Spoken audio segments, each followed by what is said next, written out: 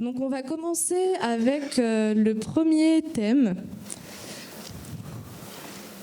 Imaginons ensemble une évolution des cadres juridiques concernant la vente et l'accompagnement à la vente. Je prends la main pour ouvrir, on va essayer de faire ça vite.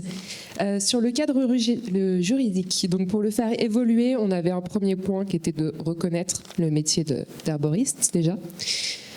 Poser un statut sur le produit santé naturelle, en fait qu'il y ait un statut commun à tout ce qui va tourner autour des plantes. Et puis un gros sujet autour de l'actualisation du cadre. Je pense que vous avez tous en tête qu'il y a beaucoup de sujets en attente qu'il faudrait commencer à régler, qui traînent depuis 15-20 ans sans que ce soit vraiment posé. Clarifier un peu toutes les zones de flou, définir un peu, on a beaucoup parlé de... en fait, un peu libéraliser, comment formuler ça, les plantes pour soigner les problèmes du quotidien, les déséquilibres du quotidien, et en fait de ne pas avoir recours systématiquement aux médicaments pour ça, et donc de libérer un peu le cadre juridique pour ça, pour toujours utiliser les plantes aussi évidemment pour on va dire les problèmes plus graves, mais là en lien avec la médecine moderne, mais en tout cas libéraliser un cadre beaucoup plus large sur le quotidien. Et puis après, je ne sais pas si ça va sur les dessins, vous me direz. Et sinon, pour un peu aller plus loin aussi dans ce cadre, avoir peut-être quelque chose comme une sécurité sociale des plantes, ou une prise en charge en tout cas des plantes pour tout ce qui va être l'aspect santé. Et sinon, voir comment inclure ce métier d'herboriste dans un parcours de santé plus large, en fait, et de le reconnaître comme une profession qui pourrait rejoindre tout le parcours de santé classique d'un patient. Donc ça, c'est pour le cadre. Et après, on s'est dit comment on fait pour y arriver. Et il y a 2 points clés qui sont sortis, et je pense qu'ils vont ouvrir aussi sur les autres groupes. Il y a s'organiser collectivement pour pouvoir former, sensibiliser, convaincre. Donc, former et sensibiliser les politiques. Et ça, il y a un gros sujet où on s'est dit que c'était incontournable. C'était la partie plaidoyer, lobbying sur les politiques et leur faire comprendre le sujet de la santé par les plantes.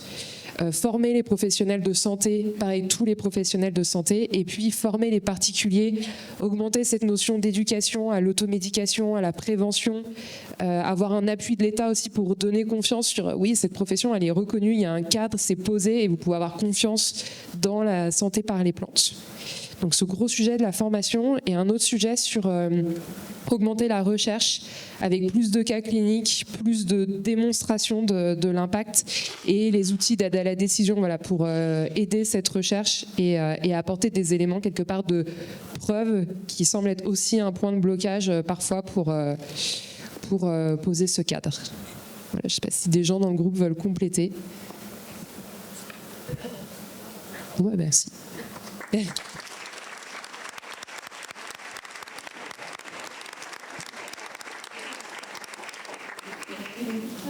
Alors, tu fais la transition. Merci. Merci beaucoup. Alors on va passer donc au thème 2. Imaginons une herboristerie de demain qui permette la reconnaissance de nos métiers.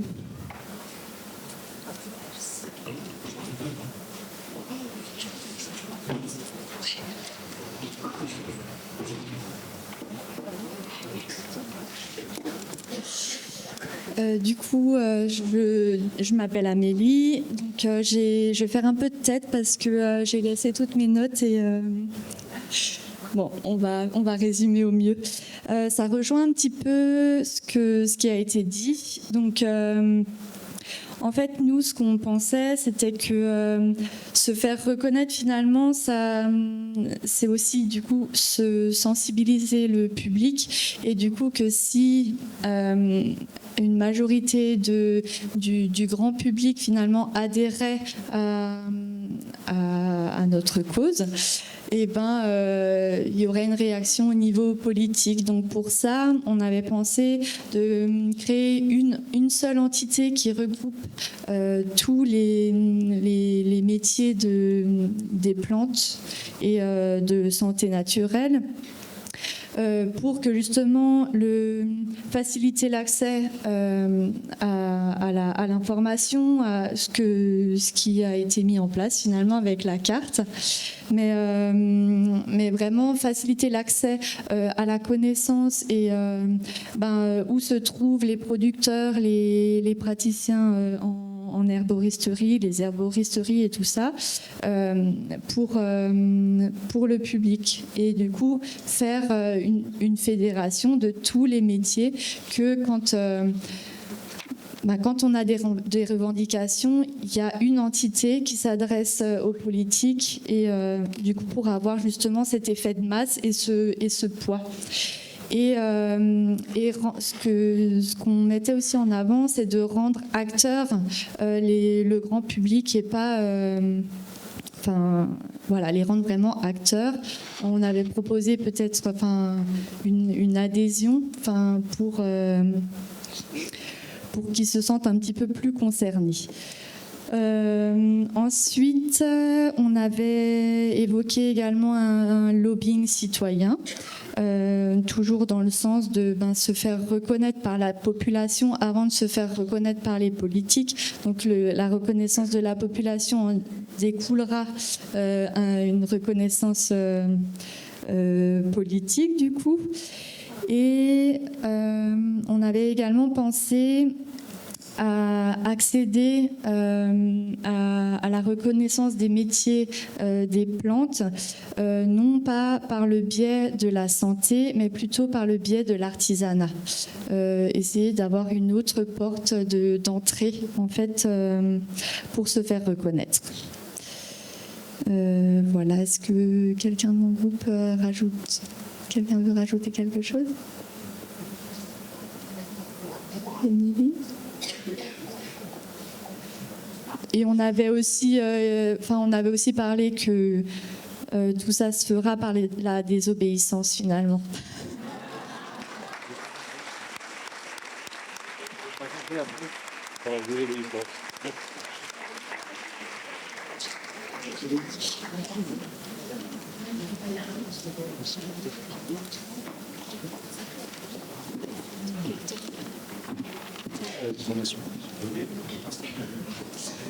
Donc maintenant, Renaud va vous parler du travail de son groupe qui ont avancé sur les réseaux d'échange, d'entraide, de partenariat entre pairs. D'ici. Renaud, pour vous servir. Alors, il s'agit bien du réseau entre pairs, c'est-à-dire, contrairement au sujet suivant, du réseau au sein des corporations. Ce qu'on a constaté, c'est qu'il y a beaucoup de choses qui existent déjà. Il y a beaucoup de points positifs. Belle émulsion, notamment chez les paysans herboristes. Par contre, en local, ces réseaux-là sont, enfin pas forcément chez les paysans herboristes, mais ces réseaux sont plus difficiles à trouver dans certains territoires. On s'est rendu compte que certains réseaux étaient plus structurés que d'autres. Il y a beaucoup, notamment chez les paysans herboristes encore, mais c'est inspirant. Alors, vous allez dire, je vais déborder du sujet, que je vais aborder le sujet suivant, mais je vais parler justement du réseau entre les différentes corporations. Parce qu'on a constaté quand même, parce que ça va nous nourrir, on a constaté quand même qu'il y a beaucoup de cloisonnement entre ces différentes corporations, mais ça peut nous nourrir de deux façons. Un, sur le fond, pour justement de mieux partager sur les savoirs, mieux nous nourrir sur les savoirs, sur les connaissances, sur les techniques, pour qu'ensuite, dans nos métiers, on puisse encore mieux communiquer. Et sur la forme, pour aussi que chaque réseau, que les réseaux les moins structurés s'inspirent des réseaux les plus structurés. Voilà. Alors, on a tenu à vous faire part des émotions qui sont ressorties. La joie, notamment, voilà. Je pense que c'est surtout des émotions liées un peu à ce qui se passe sur ces 2 jours. La joie, l'espoir, le réconfort. Voilà. Alors, d'un point de vue des freins, on constate que quand même mettre en place ces réseaux, c'est beaucoup d'énergie et beaucoup de logistique. Un autre frein aussi qui est ressorti, c'est la peur. Peur du concurrent, peur des fraudes, peur de la réglementation. Et donc, alors, pour remédier à tout ça, on a 2 leviers. Enfin, 2 leviers sont ressortis. Les outils numériques, qui ont permis et permettront le développement des réseaux et de se connaître, de se soutenir et de faire face à la peur. Et n'oublions pas les rencontres et les échanges en présentiel, comme aujourd'hui. Pour finir, on a tenu quand même à mettre des mots-clés, avec tout d'abord l'humain, le sensible, la fête et la rencontre, et au milieu de tout ça, la transmission.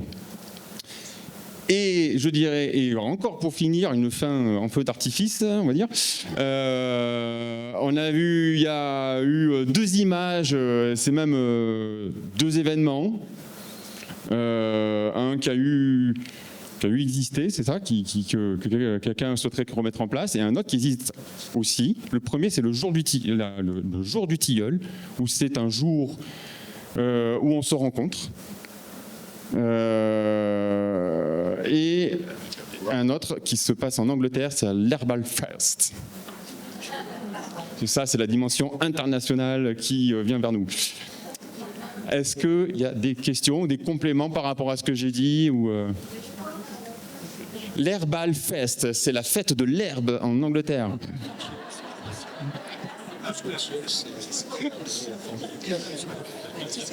Voilà.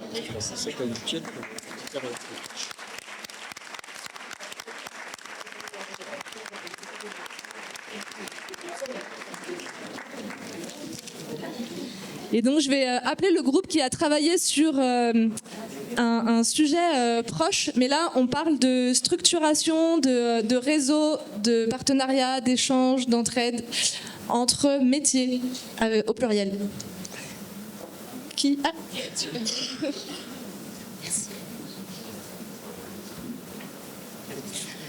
Bonjour tout le monde, Marilyn, Isabelle. Voilà, nous sommes 2, on collabore. Donc, en fait, ce qui est ressorti de nos échanges mutualisés, les métiers en lien avec l'herboristerie sont déjà présents. Donc, l'association Herbo de France, Guilde des praticiens, etc., ainsi que les corporations pharmaceutiques, que n'oublions pas. Les échanges sont déjà mis en place par de nombreuses associations, de nombreux événements, et notamment comme celui-ci, qui est fondamental. Ce qui est ressorti de nos échanges, notamment, c'est beaucoup de colère, de frustration des différents métiers, avec quand même une petite pointe d'optimisme dans tout cela, heureusement. Il ressort beaucoup de divergences d'intérêts entre les métiers et beaucoup de méfiance entre acteurs, surtout dans le secteur concernant le milieu médical et les autres. On a vu qu'il manquait qu'il y avait un manque de tronc commun dans le langage et dans la vulgarisation autour de l'herboristerie. Et ça, c'est un sujet qui va être important d'aborder aussi. Ce qu'il y a de positif et d'optimisme, c'est que les personnes arrivent à se retrouver avec un intérêt grand public et qu'il y a des points forts annuels.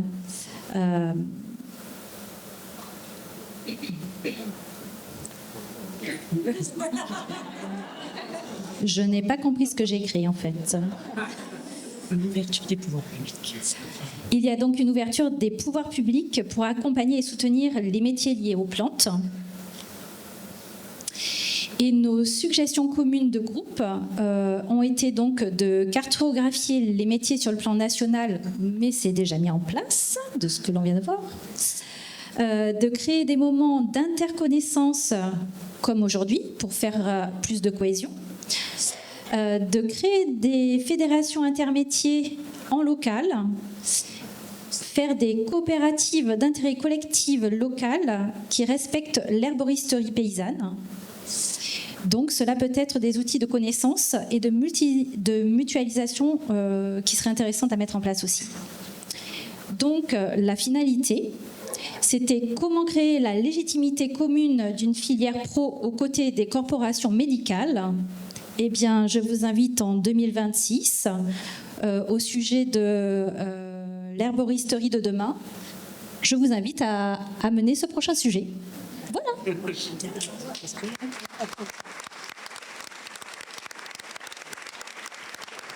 Merci.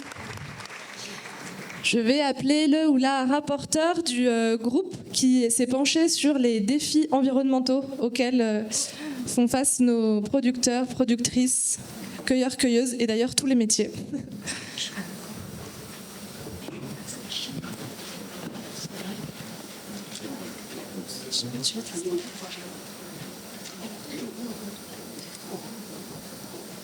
Bon, c'est encore Pierre, plus besoin de me présenter. Au niveau des défis, c'est vrai qu'il y a eu pas mal déjà de choses exposées lors de ces 2 derniers jours. On va pas forcément revenir dessus. Ce qui est ressorti chez nous, c'était beaucoup le sentiment de résilience. La nature, de toute façon, elle sait le faire. Et ce qu'il va falloir adapter, c'est nous. On veut toujours sauver l'environnement, la nature ou autre. Mais ce qu'on oublie, c'est que c'est nos peurs à nous qu'on essaye de projeter sur la nature. Et aujourd'hui, c'est à nous maintenant d'être résilients. La nature, elle sait le faire. Donc, elle nous montre la voie. Il va falloir suivre là-dessus. On est resté aussi sur le sentiment d'émerveillement, ce qui est beaucoup ressorti chez les stagiaires quand on les reçoit. C'est nous, on a tendance à l'oublier, on est un peu dans nos métiers, mais ils ressortent avec toujours plein d'envie, plein d'entrain. Ils s'émerveillent sur tout, sur les petites fleurs, sur les abeilles. Et ça, il faut que ça continue de rester aussi malgré le changement climatique et tout ce que ça va engendrer derrière. Il y a beaucoup les croyances limitantes aussi. Il va falloir beaucoup travailler là-dessus et que ça soit dans les différents métiers. Il y a un sentiment de joie qui nous est venu finalement parce qu'il ne faut pas rester dans le négatif tout le temps. Il faut rester dans le positif et la joie que nous apportent aussi nos stagiaires. Surtout là en fin de saison quand on les reçoit, voilà, ça nous redonne un petit peu d'énergie et ça fait vraiment du bien. Donc le lien aussi forcément. L'éducation, la pédagogie, la transmission, et ça à tout niveau d'échelon, que ça soit dans les écoles, comme on le fait déjà, nous, quand on reçoit des stagiaires, à petite échelle aussi, c'est malheureux de voir qu'aujourd'hui, les enfants connaissent plus les dinosaures que le nom des plantes. Ce qui nous est venu aussi, c'est la solidarité, la mutualisation. Il va falloir continuer à essayer de co-construire ensemble, comme sur ces 2 jours. La rêve-olution, il y a un mot entre rêve, évolution et puis révolution. La conscience. Il y a un retour à la féralité. Donc ça, c'est le réensauvagement, que ce soit par les plantes ou par les espèces animales aussi. Et il va falloir prendre exemple donc du coup de la nature. Comme je disais, il y a les clés de lecture de la nature. La synergie végétale, il va falloir la dupliquer à la synergie humaine maintenant. Et puis il y a tous ces réseaux, filières, apprendre à retravailler en connivence avec les chasseurs, parce que finalement il n'y a pas que des mauvais chasseurs. Va falloir réguler aussi la population des animaux sauvages. Les différentes filières, c'est quoi? C'est les filières entre nous aussi. Ça va être plus écouter les naturalistes, voilà, tous les gens qui œuvrent dans ces métiers-là. Et puis la communication aussi, forcément, ça va passer par beaucoup de communication, parce que se reconnecter au vivant, je crois que c'est facile pour nous, mais pas facile pour beaucoup de personnes. Est-ce que tu voulais compléter ? Non. Voilà.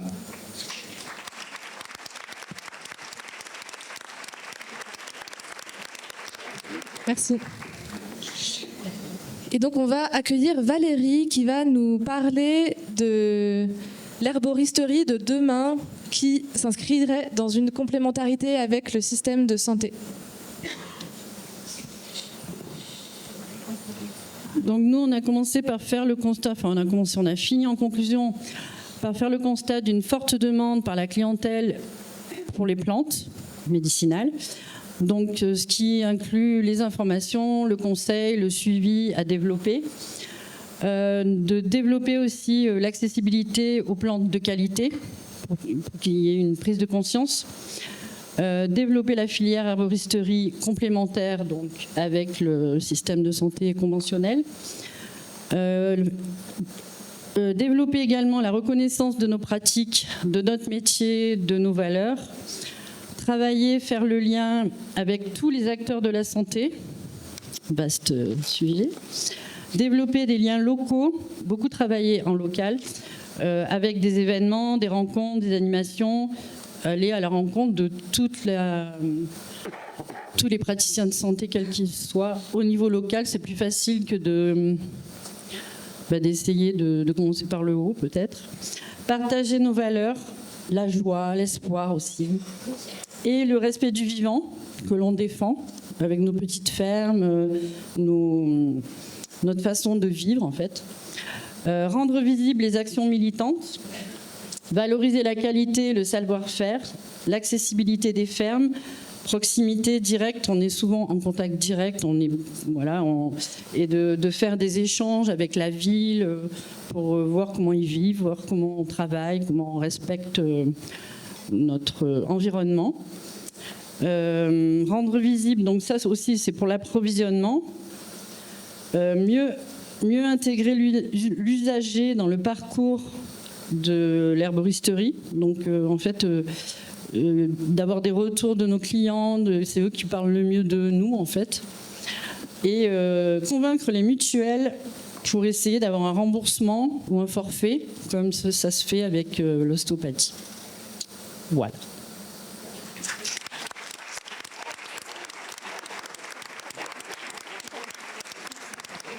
Merci. On va rattraper notre retard, je crois. Alors voilà, j'invite la rapporteure qui s'est penchée sur les formations. Vaste sujet. Ça a bien remué quand même. Alors les formations, ce qui est ressorti de nos échanges, c'est d'abord qu'on avait plein de formations, certaines étaient reconnues, d'autres pas reconnues. Ça va un peu dans tous les sens, les formations. Et ce qui fait que finalement, il y a beaucoup de frustration, parce que quand les gens veulent se former, ils ne savent pas trop où aller, en fait. Ils ne savent pas où s'orienter. Donc ça génère beaucoup de frustration. En même temps, on peut se dire que s'il y a beaucoup de formations, c'est que ça intéresse. Alors en même temps, c'est chouette, quoi. C'est bien que plein de gens se saisissent du sujet, pardon. Mais cette diversité de parcours, du coup, elle amène beaucoup de confusion. Elle amène aussi, du coup, de la suspicion aussi sur le public. Finalement, c'est pas, voilà. Et aussi, il y a une énorme disparité au niveau financier et au niveau des prises en charge. Je crois que les coûts de formation sont importants.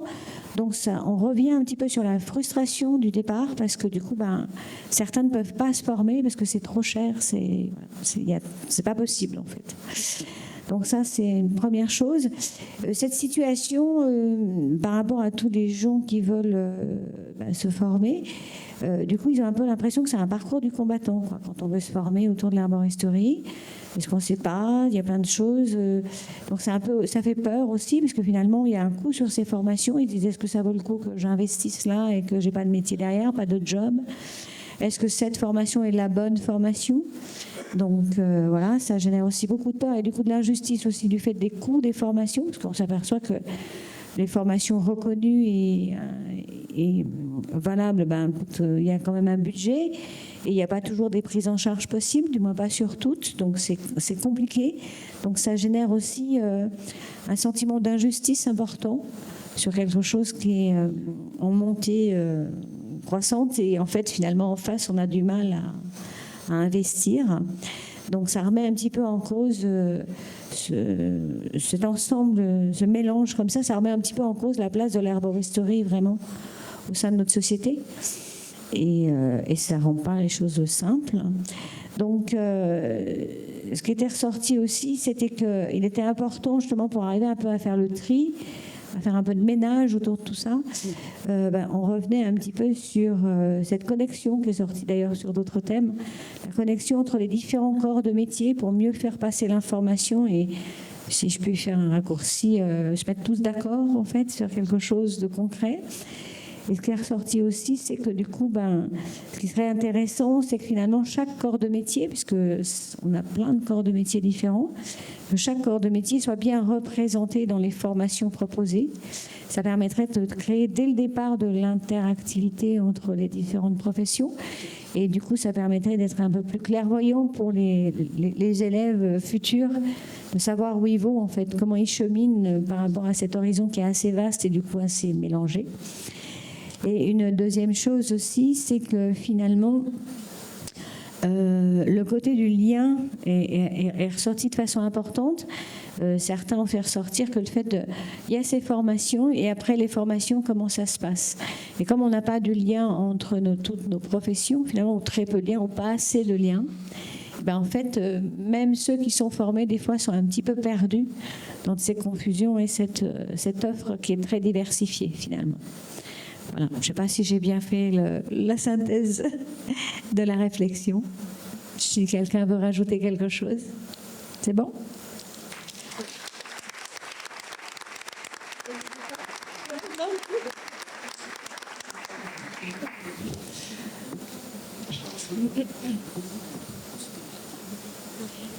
Il y a quelqu'un qui était dans notre groupe qui a oublié sa veste dans la salle, donc on l'a ramenée.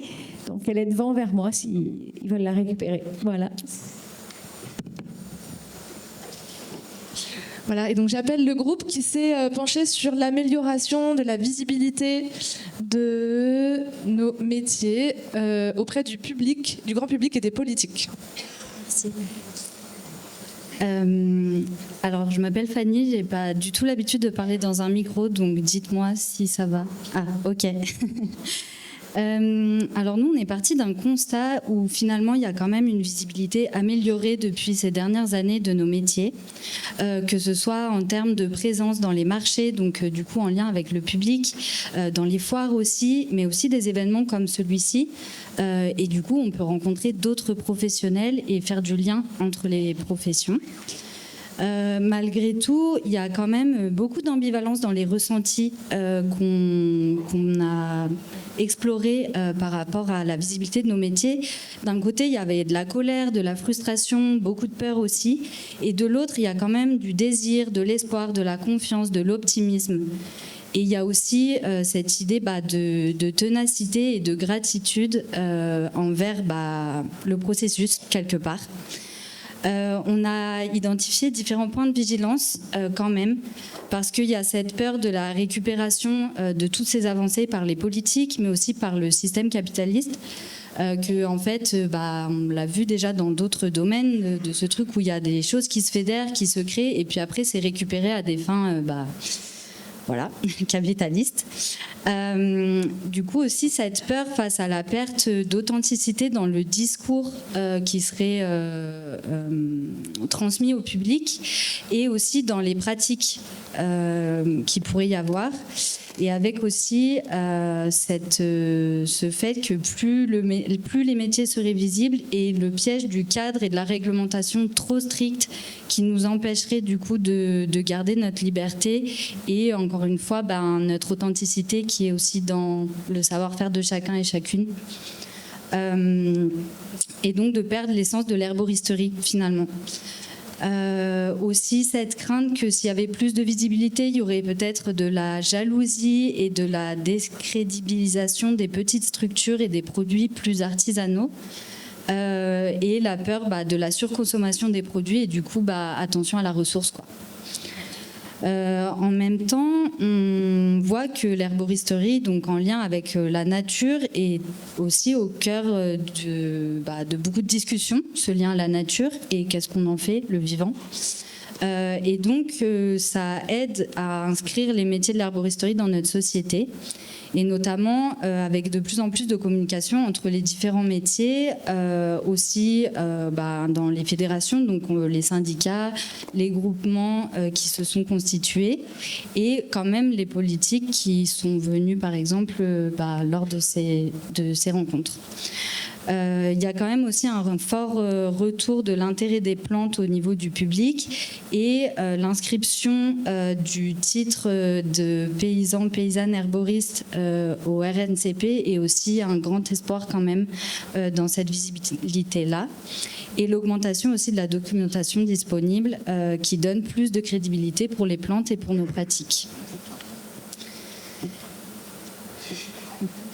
Donc les idées qui nous sont venues sont plus ou moins réalisables à plus ou moins long ou court terme, et peut-être que des fois c'est juste des idées comme ça qui nous donnent un peu d'espoir et d'utopie. Il y avait le côté d'intégrer l'herboristerie dans le parcours de soins à part entière, et donc de créer ce lien entre les professions de la santé, mais aussi les agriculteurs qui prennent quand même soin de la terre et des plantes. Aussi de créer du lien encore entre l'herboristerie et d'autres professions pour donc encore une fois la rendre plus présente dans l'espace public. Par exemple avec des liens avec l'art, avec la coiffure, l'esthétique, la culture, l'éducation, la politique, la santé. Et il y avait aussi cette idée d'inscrire, pourquoi pas, l'herboristerie dans le patrimoine immatériel de l'UNESCO.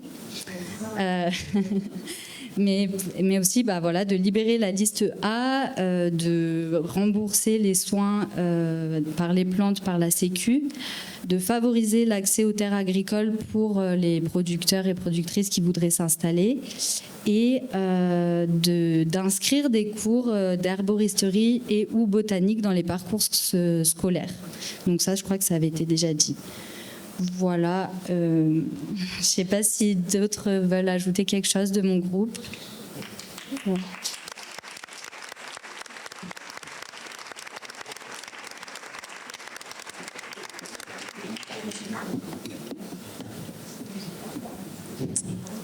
Alors, on va passer au groupe qui s'est penché sur des alliances possibles entre les savoirs traditionnels et les savoirs scientifiques. Ah pardon, excusez-moi, désolée. Donc oui, l'éducation et la sensibilisation du grand public à l'herboristerie. Éducation et sensibilisation. Merci. Du coup, sur ce sujet, on a commencé par, un peu comme tout le monde, mettre des thèmes clés, des points clés, sur notamment la perte des savoirs, alors qu'il y a une demande plutôt grandissante sur la connexion du vivant au vivant, ce cadre législatif qui est toujours restrictif, et au niveau de la communication. Donc du coup, par rapport à ce constat, on s'est dit, donc déjà l'éducation, on s'est dit l'éducation, c'est pas que l'éducation aux enfants, c'est aussi l'éducation au grand public et les gens de n'importe quel âge et les enfants. Donc on a comme solution, on s'est dit que effectivement, comme l'a dit la personne juste avant, qu'il faudrait peut-être dans les cursus scolaires intégrer des modules des plus petits jusqu'au collège et au lycée, au plus grand. Ensuite, on a parlé de l'accessibilité à l'herboristerie au niveau des formations, des contenus, que les contenus qu'il y a sur l'herboristerie qui soient fiables, que les médias soient honnêtes par rapport au contenu sur l'herboristerie, et qui est du coup une visibilité importante de tous les métiers autour de l'herboristerie. Donc, par exemple, la carte de l'herboristerie engagée faite par la FEH.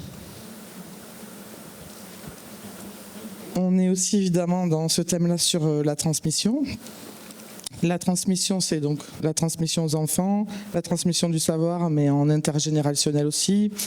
Et puis une transmission qui doit s'inscrire dans un chemin de quotidien, une transmission qui peut commencer dès l'école maternelle et puis qui devrait se poursuivre comme si on avait une option plante au niveau du bac. Et puis pourquoi pas créer une faculté des plantes.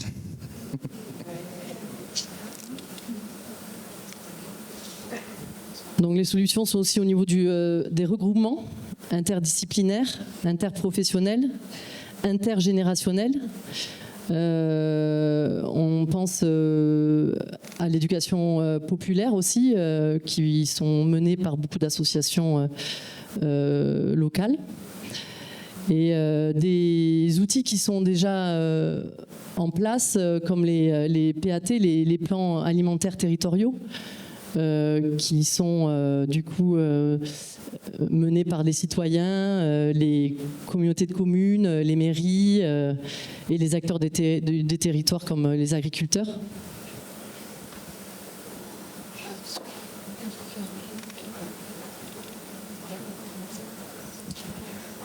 Du coup, on en revient un peu à la communication, où là, on a imaginé vraiment l'utilisation de plein d'outils, de plein de moyens différents pour essayer de toucher toutes les sensibilités, tous les âges, sur des outils vraiment ludiques qui soient adaptés vraiment à chaque public et aux évolutions sociétales. Et c'est des choses qui sont déjà sorties dans les autres groupes. On a parlé bien sûr de tous les personnels ou les professionnels de santé qui devraient être formés et aguerris à l'herboristerie. Que ça passe par les médecins, les infirmières, les infirmiers, les ostéopathes et j'en passe.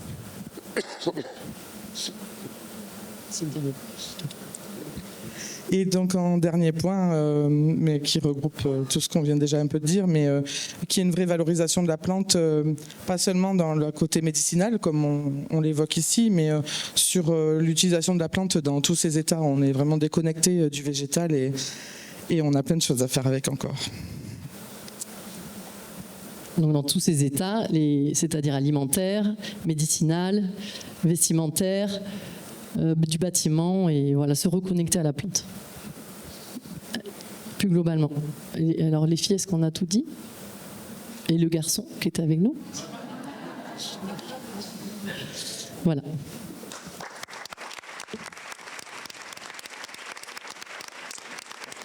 Merci. Alors voilà, nous voilà arrivés, je ne sais pas si ça marche, si. Alliance des savoirs traditionnels et scientifiques.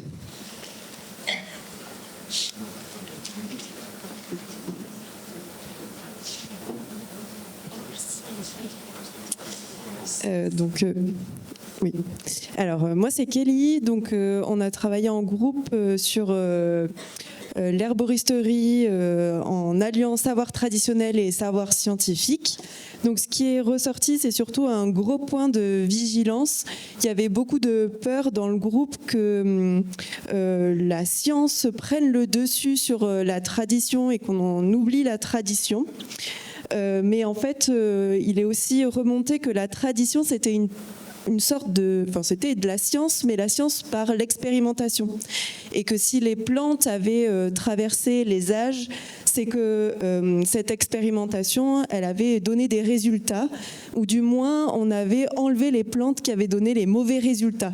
Donc c'est en soi quand même une science, et on pouvait faire confiance à la tradition. qu'en améliorant la communication entre les acteurs, et comme ça a été déjà répété précédemment, notamment entre les différents métiers de l'herboristerie, mais aussi entre les différents métiers donc de l'herboristerie, du corps médical, et aussi au travers des publics.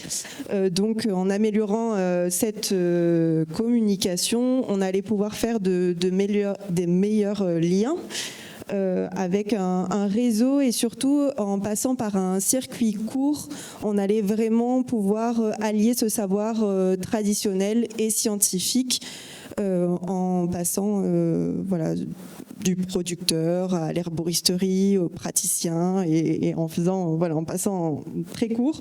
En fait, en travaillant tous ensemble, les médecins par exemple et les praticiens en herboristerie, on allie la science et le traditionnel, et pareil en alliant les producteurs et les autres acteurs, que l'équilibre nous paraissait finalement possible, et donc on a été quand même très optimiste sur cette alliance. Et l'un des leviers que l'on a soulevé, c'est la sensibilisation et la transmission des connaissances dès le plus jeune âge. Donc en allant dans les écoles, en faisant des ateliers, et en montrant le respect notamment du vivant aux enfants, et en apprenant les réflexes de l'herboristerie dès le plus jeune âge. Donc ça passe aussi par la vulgarisation pour les acteurs de la filière. Donc il a été aussi remonté que la science parfois c'était compliqué, et qu'il y a beaucoup de personnes qui sont dans la filière, ou du moins qui veulent venir dans la filière, et pour qui la science c'est pas inné, qui n'ont pas un parcours scientifique, et donc ce besoin aussi de vulgariser pour toutes ces personnes-là, pour rendre tout ce savoir accessible à tout le monde, et pouvoir vraiment faire le lien entre la tradition et la science. Et l'une des dernières choses qui ont été relevées, c'est aussi la volonté d'avoir des maisons des plantes et de santé, et que tout ça soit regroupé dans un même endroit pour vraiment allier physiquement le savoir traditionnel et le savoir scientifique. Est-ce que j'ai tout dit pour mon groupe? Ça vous paraît? Bon, voilà.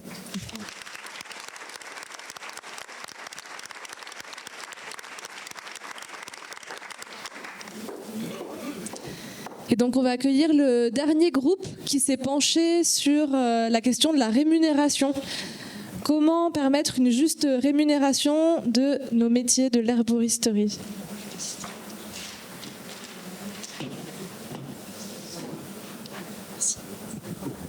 Morgane, bonjour ou rebonjour. Je vais essayer donc de vous faire une restitution de manière assez scolaire de tout ce qu'on s'est dit, puisqu'on a choisi de faire un petit peu un récap point par point de tout ce qu'il y avait dans nos chapeaux. Donc par rapport au sujet que nous avions sur la rémunération, dans les faits, ce qui ressort, c'est que c'est un vrai sujet, qu'on est nombreuses et nombreux dans tous les métiers confondus de l'herboristerie à avoir du mal à se faire une rémunération correcte, à sortir un vrai salaire à la fin du mois. On met des années, et parfois on a vraiment besoin aussi de compter sur les aides, que ce soit des aides agricoles ou le RSA, voire parfois sur les salaires de nos compagnons ou nos compagnes. Voilà. Au niveau des émotions qui sont ressorties principalement, alors on a eu des choses très positives, notamment la passion, vraiment la passion pour nos métiers. On est très heureux de faire ce que l'on fait, ça nous nourrit et on se sent quand même important et légitime. Il faut au moins ça pour compenser le fait qu'on n'ait pas de thunes. Et à côté de ça, il y a quand même un sentiment aussi profond de colère qui est ressorti, assez général, et un peu d'injustice par rapport au fait que justement nos métiers qu'on trouve importants ne soient pas reconnus. On a ressenti aussi, il y avait vraiment un sentiment parfois de décalage justement entre la valeur que l'on se donne et la valeur perçue, on peut dire ça. Voilà. Manque de considération, on peut dire comme ça. Au niveau des risques identifiés, par rapport aux solutions qu'on a pu proposé par la suite, on avait le côté risque de perte de clientèle si, par exemple, on décidait d'augmenter nos prix pour mieux vivre. Il y avait ce risque-là. On avait identifié aussi une problématique de fatigabilité dans les métiers, notamment chez les paysans herboristes, c'est-à-dire il y a déjà énormément d'heures qui sont faites, donc on ne peut pas faire plus pour produire plus, pour vendre plus. Et on avait un risque identifié également de perte de valeur possible en augmentant les prix et de dépendance. Enfin, on se sent en tout cas dépendant du système et de tout ce qui peut y avoir comme changement en termes de législation, par exemple. Bon, au niveau de l'optimisme, on va dire plutôt des solutions qu'on a identifiées. Il y a des choses qui ont déjà été dites, je passe à la fin, donc c'est inévitable. Voilà. Il y avait le côté ma pédagogie au niveau du grand public, mais aussi des politiques, donc chose qu'on a déjà dit, vraiment faire reconnaître nos métiers, nos valeurs, et avec pourquoi pas une grille de rémunération, ne serait-ce que symbolique, pour que ça puisse aussi parler au grand public, se faire une idée de qu'est-ce que c'est du fait, la valeur d'être herboriste de comptoir, d'être paysan herboriste, etc. Et on a parlé aussi beaucoup de se mutualiser, se rassembler. On avait des exemples dans notre groupe, par exemple, de paysans herboristes qui se sont regroupés à 3 ou 4 fermes pour pouvoir avoir plus de poids, faire une seule et unique marque et du coup faire en sorte que ça fonctionne mieux. Après, le côté grain de folie nous a pas mal inspiré, mais on a dit des choses qui ont déjà été soulignées, par exemple le fait d'introduire l'herboristerie à l'école et dans les programmes de l'éducation nationale, la reconnaissance de l'intérêt général de nos métiers, avec pourquoi pas des remboursements des plantes médicinales par la Sécu. Voilà. Les paysans herboristes ont évoqué le côté label pesticide à la place du label bio, pourquoi pas. Et on avait vraiment un petit côté Robin des Bois également dans notre groupe, puisqu'on s'est dit, alors pourquoi pas taxer les riches pour financer nos activités, voilà, rétablir l'ISF, ça pourrait servir. Voilà. Est-ce que j'ai tout dit ou est-ce qu'il y a des... Merci.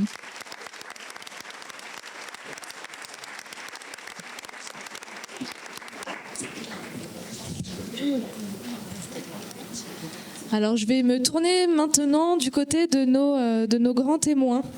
Donc, on a la chance d'avoir avec nous Maude Rebière, paysanne herboriste depuis 20 ans, praticienne en herboristerie et membre de la collégiale de la Fédération des paysans herboristes. Bruno Dalgobo, médecin phytothérapeute, président de l'association Christian Durafour. Thierry Thévenin, paysan herboriste de longue date. Pierre Champy, professeur de pharmacognosie à la faculté de pharmacie de l'Université Paris-Saclay, membre du comité scientifique plantes et huiles essentielles de la pharmacopée française à l'ANSM et président du groupe de travail plantes de l'ANSES.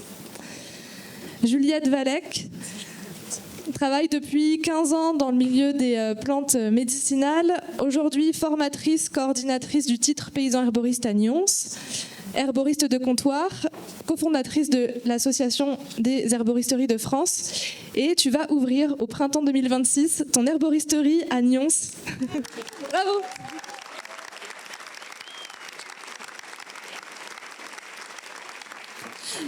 Et Jean-Philippe Clausel, membre du bureau de la Guilde française des praticiens en herboristerie, praticien et formateur en phytoaromathérapie scientifique.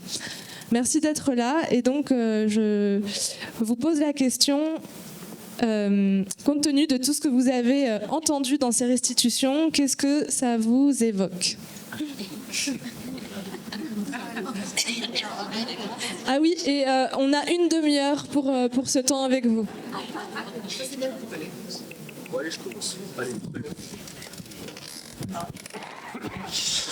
Bon, c'est une réaction à chaud, alors ça va être waouh.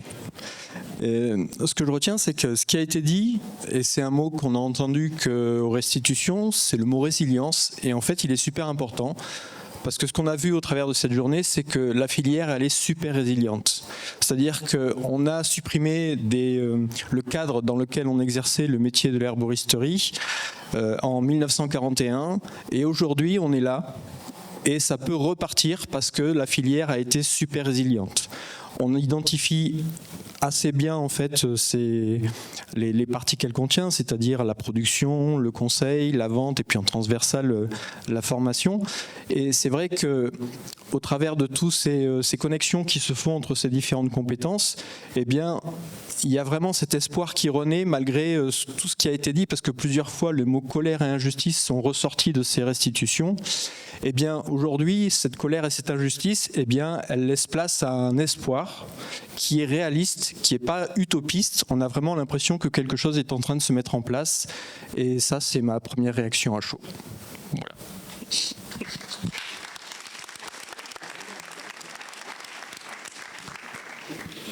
Yes. Moi, j'irais plutôt par rapport à BioVallée. Quand on a fait BioVallée il y a plus d'1 an et demi maintenant, nos différents métiers n'étaient pas encore très bien structurés. Il y en a certains qui montraient le bout de leur nez aussi au public, en tout cas aux professionnels. Et au final, maintenant, aujourd'hui, je me rends compte que on se retrouve avec des métiers qui sont quand même assez bien définis maintenant. Il y a des chartes qui ont été rédigées, il y a des guides des bonnes pratiques dans chaque corporation qui ont été rédigés aussi.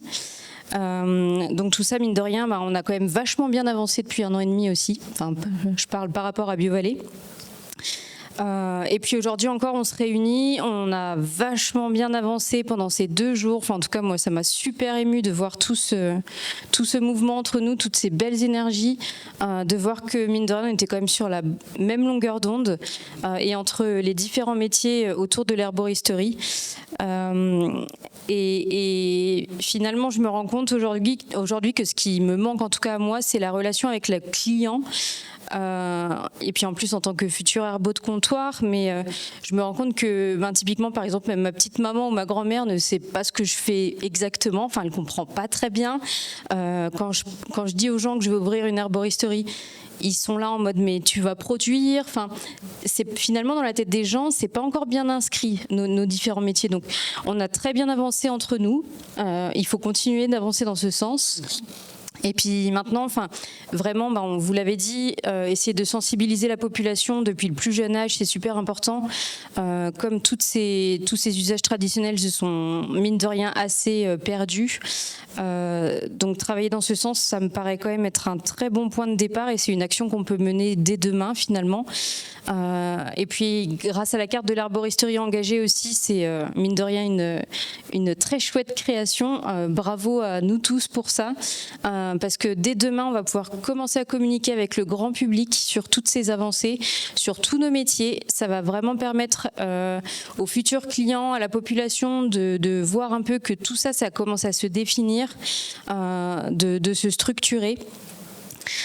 J'avoue qu'il n'y a qu'une seule petite chose qui m'inquiète un peu, c'est moi j'avais le groupe sur les plantes médicinales en complémentarité avec le système de santé. C'est ok aujourd'hui si on commence à communiquer de plus en plus sur les plantes médicinales, c'est très bien. On voit que du coup ça va pouvoir améliorer les petits mots du quotidien, etc. Mais finalement, si on commence à je vais finir sur un point négatif, c'est un peu chiant, mais c'est vrai que si finalement on commence à augmenter la consommation en plantes médicinales en France, qu'est-ce qui va en être de la ressource? Il y a un groupe qui en a parlé.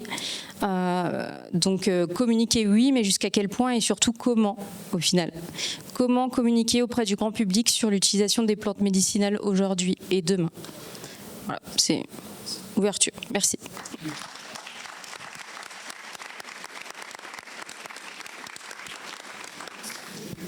Alors j'ai été frappé par le mélange très ambigu finalement de frustration et de peur qui revient énormément, et puis en même temps l'espoir et la volonté d'améliorer les choses qui revient finalement pour tous les groupes. Alors je pense qu'il faut quand même retenir surtout l'espoir, la volonté d'avancer ensemble, l'importance des liens et des réseaux, que ce soit des réseaux distants, des réseaux directs, et beaucoup revenus. Et ça se tisse dans des événements comme celui-ci, et c'est bien de voir que toutes ces sensibilités arrivent à échanger, que finalement c'est quand même des buts assez communs qui ont l'air de remonter. Alors dans les éléments qui m'ont beaucoup frappé, le fait également que un certain nombre des propositions sont celles qu'on retrouvait dans le rapport sénatorial l'abbé. Il y a vraiment, qui avait identifié des points clés et manifestement et qui sont toujours tout à fait actuels. Parmi ceux-ci, il y en a qui sont quand même, je pense, extrêmement parlants pour le public et pour les pouvoirs publics, et notamment l'éducation à la nature, à la plante, auquel peut participer un acteur de terrain, qui soit un producteur, qui soit un conseiller de plantes. Ça, c'est un élément clé qui est à mettre en avant sur les pouvoirs publics, le fait que ce savoir traditionnel, allié aussi à un savoir scientifique qui est partagé par les enseignements dans les écoles, est directement valorisable pour l'éducation à la santé, qui est absolument fondamentale dans le système de santé d'une manière générale. La peur revenait beaucoup. Alors la peur de la réglementation revenait énormément. Son caractère très abscon et franchement kafkaïen, c'est évident. Faut peut-être voir aussi cette réglementation comme une opportunité quelque part. Alors on n'a pas le système de produits de santé naturelle comme au Canada qui a été évoqué, qui serait très très intéressant dans le cadre des activités de tous ici. En revanche, la réglementation, dans ses côtés un petit peu, je sais pas, dans son côté un peu bancal ou à côté de la plaque, apporte des opportunités pour pouvoir faire des revendications, notamment en herboristerie de comptoir. Je pense qu'il faut s'engager là-dedans.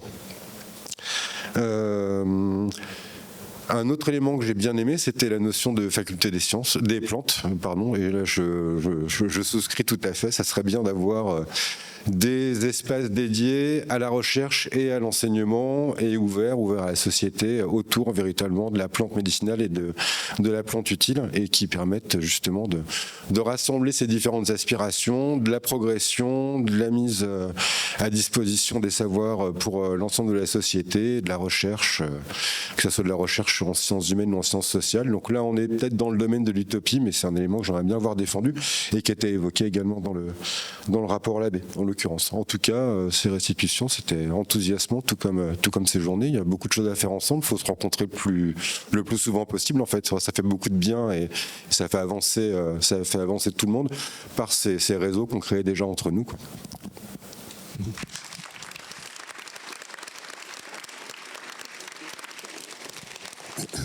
Moi, ce qui m'a frappé, mais c'est pas du tout une surprise, mais c'est effectivement cette ambivalence entre des émotions assez contradictoires.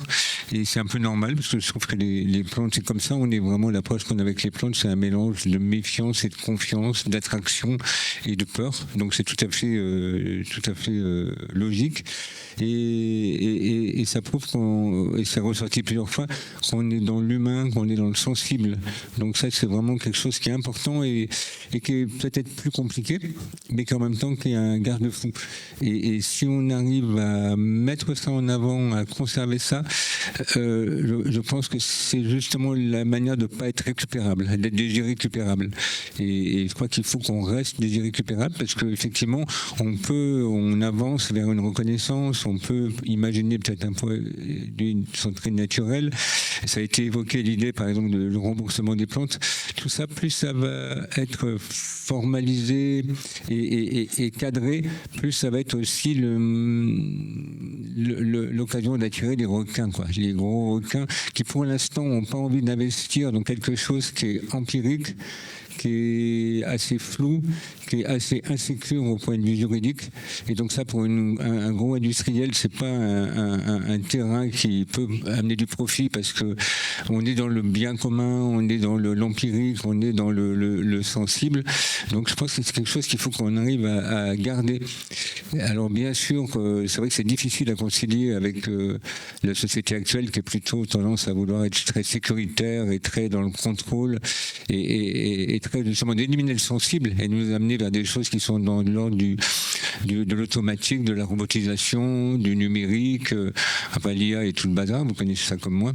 Voilà, pour moi c'est ce trésor qu'on a à garder et je pense que les peurs qu'il y a, elles sont peut-être là, c'est qu'on sent que là avec l'herboristerie, on a un peu un des derniers trésors d'humanité extrêmement anciens qu'on a entre les mains et qu'on n'a pas envie de se fasse bouffer comme plein de choses se sont fait bouffer. Et voilà, moi c'est ça que tout ça m'inspire, tout ce qui est ressorti de ça. Donc c'est vrai que c'était un peu marcher sur des œufs. Et c'est vrai que personnellement, c'est ce que j'ai l'impression de faire depuis 20 ou 30 ans. C'est à la fois s'exposer, avancer, en pleine lumière, dire on est là, on est légitime, on a le droit d'exister, mais en même temps éviter de se faire récupérer. Donc c'est un peu un truc de funambule, mais je crois que si on continue comme ça, on peut un peu réaliser l'impossible. Parce que pour moi, ce qu'on a vécu tout à l'heure, c'était un peu du domaine de l'impossible, applaudir la région Aura. Et ben ça prouve que voilà, la plante, elle a cette magie et ce miracle, mais à condition qu'on garde notre humanité. Moi, c'est le mot vraiment que je retiens, avec nos peurs, avec nos joies et avec notre enthousiasme et notre frustration, et pas chercher à échapper à ces émotions-là.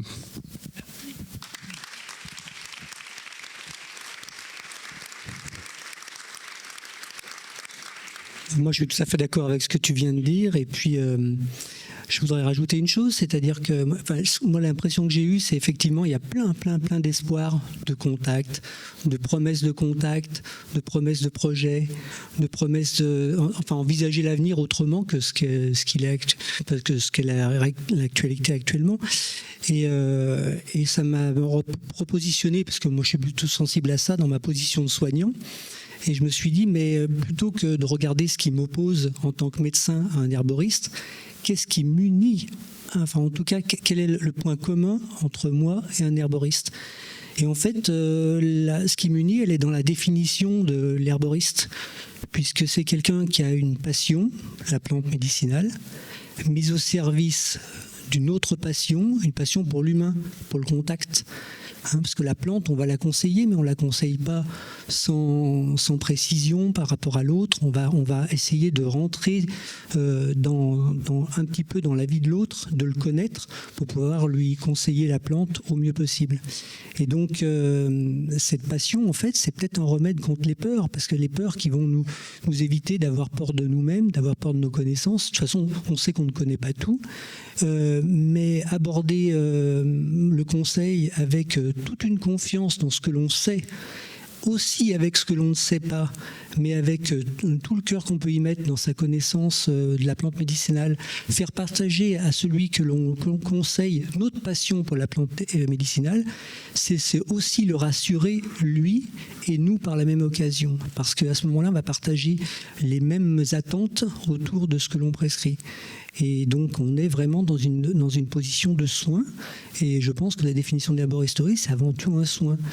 Et ça, c'est un bon rempart pour toutes les peurs qui pourraient... peur de la concurrence, parce qu'il n'y a aucune personne qui peut être en concurrence par rapport au lien que vous tisserez avec la personne que vous allez avoir en face de vous.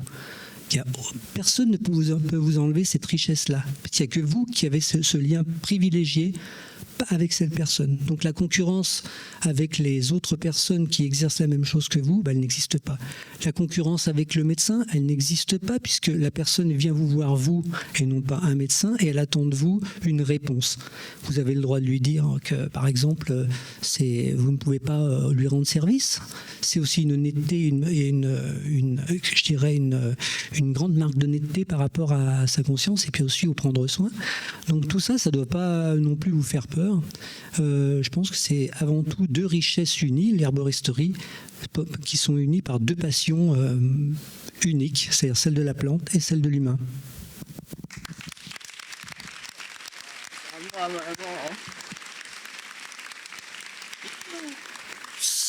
Alors, que rajouter?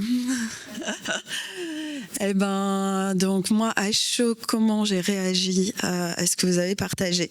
Alors moi, j'ai papillonné de groupe en groupe aussi, donc c'était aussi une posture un peu différente. Sur les 11 groupes, j'ai passé 10 minutes avec chacun de vous. Ce que vous avez partagé là, bon, bien sûr, je suis d'accord avec tous mes collègues, il y a beaucoup d'émulsion, beaucoup de créativité, beaucoup d'avancées. Et c'est super de voir tout ça qui s'est structuré toutes ces années. Moi, dans mon ressenti quand même, peut-être avec une forme d'exigence, quand je passais dans tous les groupes, je cherchais un peu des pépites. Et je cherchais un peu du nouveau, par contre, par rapport à tout ce qui s'est dit pendant ces 2 jours et tout ce qu'on tisse déjà ensemble depuis un moment. Et je cherchais un peu, alors c'était un peu mon rôle, hein, qu'est-ce qui allait sortir de novateur un peu, voilà. Et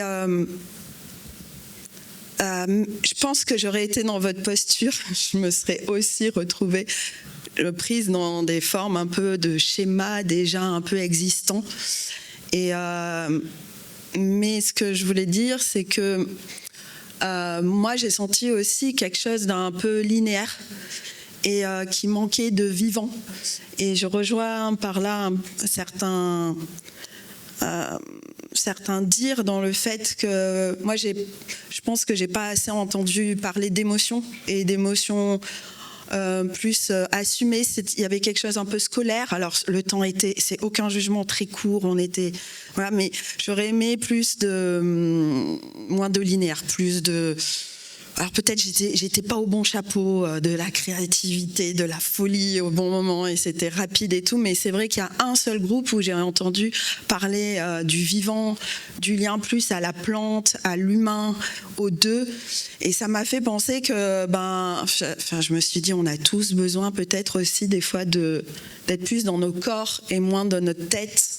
Et bien sûr que tout le côté scientifique, notre côté structure de nos sociétés nous conditionne et qu'on en a besoin et qu'on doit faire avec. Mais voilà, moi j'aimerais qu'on soit plus, paysan peut-être, mais dans le soin, autant avec la terre qu'autant entre nous. Et puis peut-être qu'on pourrait imaginer faire un atelier avant de rentrer tous dans ces salles des fois pour qu'il y ait des choses qui se déposent avant et qu'on soit plus presque vrai, authentique, et qu'on ait, voilà, ces peurs soient dites, mais qu'on dépasse plus vite tout ça pour arriver à quelque chose de plus, je sais pas, c'est un peu bateau de dire ça, mais plus authentique et dans le cœur, quoi, plus vibrant. Voilà. Moi, j'aurais aimé que ça soit plus vibrant, mais voilà. Mais c'était super, hein. Attention, mais voilà, faut dire un peu des trucs.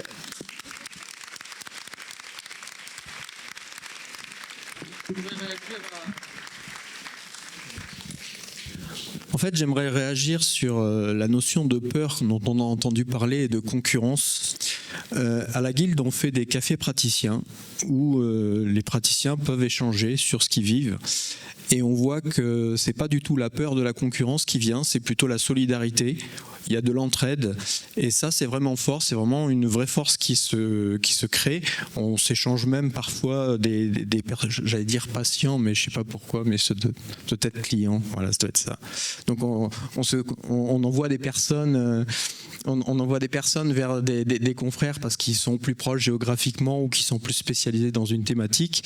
Et donc il y a vraiment une notion de solidarité qui se crée dans ce tissu de professionnels qui partagent les mêmes problématiques, plutôt qu'une notion de concurrence qui ferait qu'on se tirerait dans les pattes. Et ça, c'est plutôt sain. Et je pense qu'à chaque café praticien qui a été organisé, on a vraiment ressenti ce besoin de connexion et de lien entre les praticiens. Et voilà, ça fait du bien.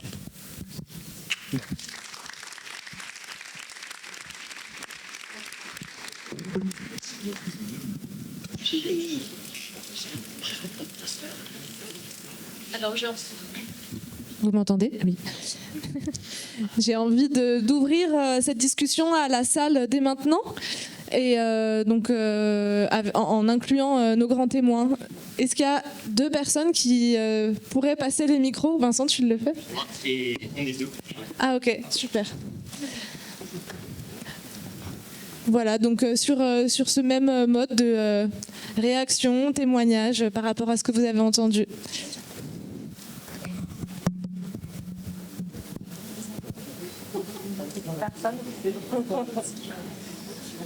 Quel est le premier qui se lance?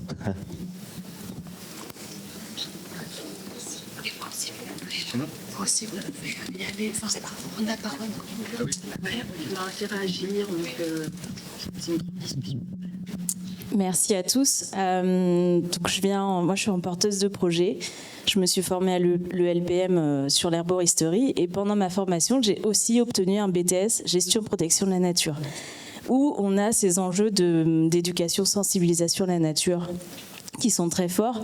Et dans lequel, où je disais, alors moi je suis en Normandie, donc les cueilleurs sont pas très nombreux en Normandie, je crois qu'il n'y en a pas beaucoup. Et on parlait pas des enjeux en lien avec les cueilleurs. On parlait beaucoup avec les chasseurs. J'ai entendu, il n'y a pas que des mauvais chasseurs, mais bon, c'est très très compliqué de discuter avec eux. Les agriculteurs, pareil, quand on travaille sur la nature, c'est compliqué d'aller voir l'agriculteur en lui disant évite de trop labourer parce que tu comprends, dès qu'il va pleuvoir, ça va inonder en dessous, enfin bref. Et voilà, le BTS GPN, qui est un BTS agricole aussi, donc ils sont formés par le ministère de l'Agriculture. Je pense qu'ils peuvent peut-être être nourris aussi de la vision herboriste. Voilà, c'était mon point de vue. Il n'y a pas de question particulière, et ça recoupe un peu tout ça. Merci.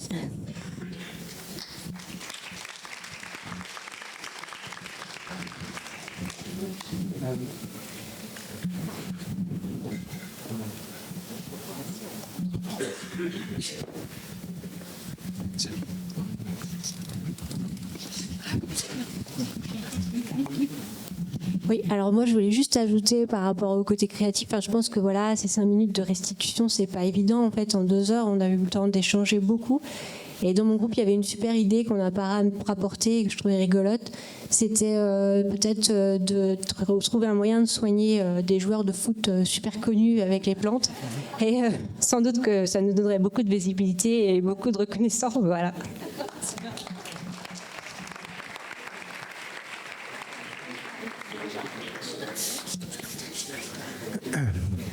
Ouais, moi je voulais revenir sur la question. Il a été abordé plusieurs fois la notion de produit de santé naturelle qui pourrait être un statut réglementaire un peu transversal pour pouvoir déposer un peu l'ensemble des produits qui soient à vision cosmétique ou plus de soins au niveau cutané ou alimentaire, etc. Donc produits de santé naturelle à base de plantes.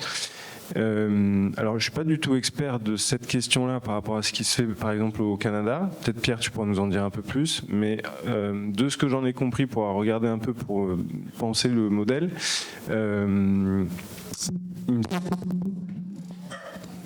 moi, peut-être qu'il veut pas qu'on en parle. Je sais pas. Je fais quoi? J'essaye ou rien ne va nous tomber sur la tête si je continue? Ouais, ok, c'est bon.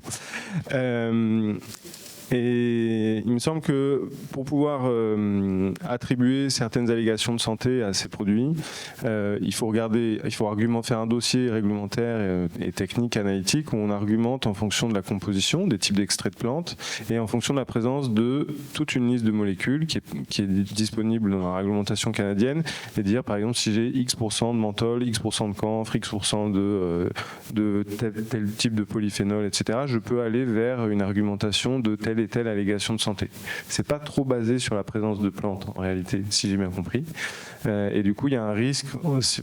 Ça peut être un très beau statut, mais il faut faire attention. Je le dis si on milite pour ça, qu'on réfléchisse bien à ce qui va être après les caractéristiques, les spécifications attendues pour qu'on argumente sur nos produits, parce que si on se met à devoir faire des analyses dans tous les sens pour tous les marqueurs, tous les traceurs et tout ça, et faire même de la quantitative précise pour donner des pourcentages de molécules, que ce soit en termes d'analyse de risque toxicologique ou en termes de revendication d'allégation d'efficacité, on va aussi se retrouver du coup avec une nécessité analytique coûteuse, chronophage, complexe, bref, donc juste un point de vigilance là-dessus.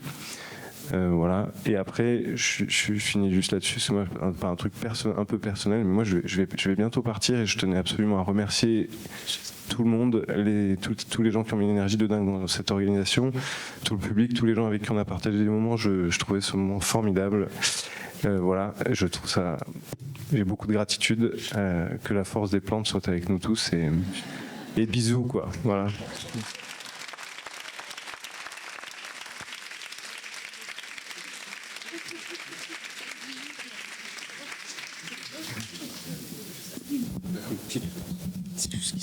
Effectivement, c'est ce qui s'est passé un peu au Canada. Hein. Le statut produit naturel de santé a amené la plante à être presque un médicament moins le quart. Et petit à petit, ça a été de plus en plus à devoir en faire effectivement un tas d'analyses, de justifications, tout un travail avant de pouvoir la mise sur le marché, d'obtenir ce statut. Et ça a eu le défaut, au bout de quelques années, d'éliminer tous les petits acteurs, donc de réduire la diversité en termes d'acteurs. C'est seulement les gens qui avaient les moyens, qui étaient les plus dynamiques au niveau commercial, qui ont pu se positionner sur ce marché. Et aussi, ça a eu un peu l'effet pervers de diminuer l'offre, parce qu'en fait, comme c'est assez compliqué de mettre sur le marché, eh ben, il reste les plantes pour lesquelles il y a un marché assez important. Et les plantes, par exemple, je ne sais pas, à titre personnel, c'est anecdotique, mais je dois travailler avec à peu près 120 espèces, mais franchement, il y en a une, j'en vends 4 sachets dans l'année. Donc c'est évident que s'il y a tout un process avant de mettre sur le marché d'analyse ou quoi, pour 4 sachets, ça ne vaut pas le coup. Et donc ça a eu aussi cet effet pervers d'appauvrir l'offre en termes de nombre d'acteurs et en termes de diversité de plantes. Donc c'est vrai qu'il faut faire attention. Et je pensais au remboursement qui est venu plusieurs fois. En fait, c'est pareil, si on obtenait le remboursement des plantes, à mon avis, tant qu'on n'a pas changé le paradigme de la société de consommation, où quand c'est gratuit, on profite, c'est une catastrophe. Parce que là, on va attirer effectivement tous les grands groupes qui vont voir qu'il y a un nouveau truc juteux et qui est beaucoup plus facile à vendre à terme parce qu'il n'y a pas l'aura de dangerosité, d'effets secondaires, de pollution qu'ont les médicaments. Donc si des grands groupes investissent la plante parce que c'est remboursé, qu'on peut mettre ça à un prix assez fort et que c'est la Sécu qui paye, en termes d'impact sur la ressource, de gâchis, où les gens, une fois qu'ils ne payent plus, ils mettent à la poubelle, il faut faire attention. Cette idée de la Sécu est extrêmement généreuse, mais elle peut être efficace si on a une population qui a le sens un petit peu de l'économie avec un grand E, et pas celle des pillards et des ogres, mais des gens qui sont économes du monde. Là, ça peut prendre du sens. Et puis avec un petit peu de vision à long terme. Mais si ça devient juste un espèce de business plan pour faire des milliards, comme c'est actuellement avec l'industrie pharmaceutique, donc c'est vrai qu'il y a des bonnes idées auxquelles il faut faire attention. Elles peuvent être bonnes si la population est mûre. Si la population est encore dans une logique de rêver par ruissellement d'accéder un jour à la Tesla, à la Ferrari ou au jet privé, il ne faut pas recommencer les mêmes erreurs.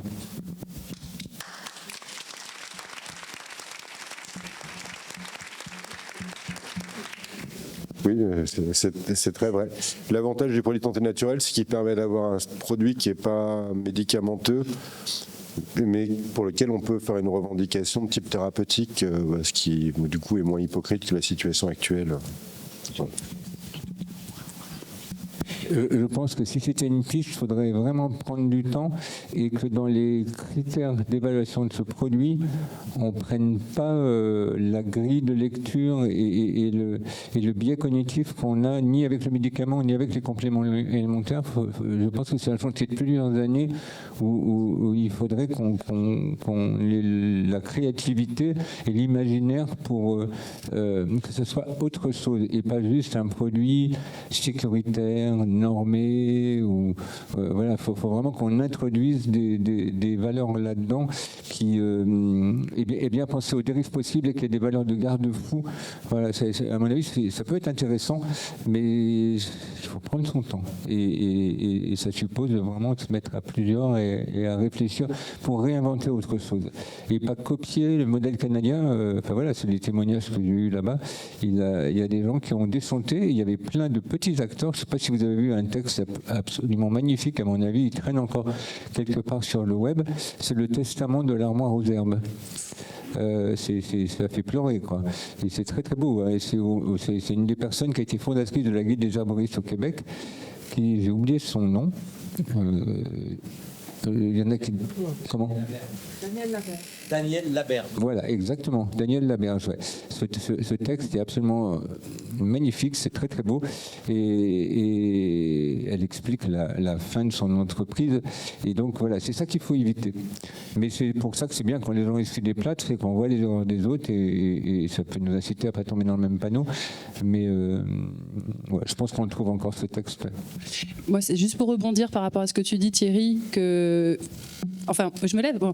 Mais c'est juste parce que ça a été un peu dit dans notre groupe qu'il faudrait faire une sécurité sociale des plantes, comme on parle de la sécurité sociale alimentaire. Et du coup, les gens, enfin, c'est pas pour que ce soit gratuit. Tout le monde, il y a une caisse communautaire et puis tu donnes, tu sais, en fonction de tes revenus. Et en même temps, la sécurité sociale alimentaire, ça fait aussi vivre les producteurs locaux.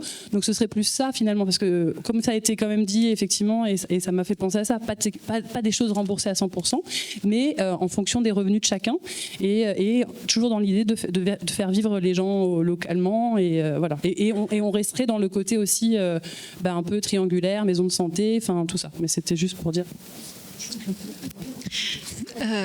Pour compléter, nous, dans notre groupe, on avait aussi parlé d'avoir une sorte de statut de fonctionnaire pour les producteurs et autres herboristes.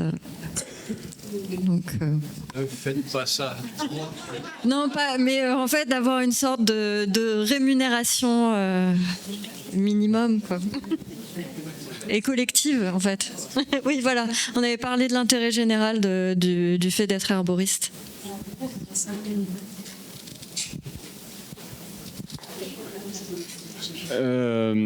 Alors, moi j'avais 2 points.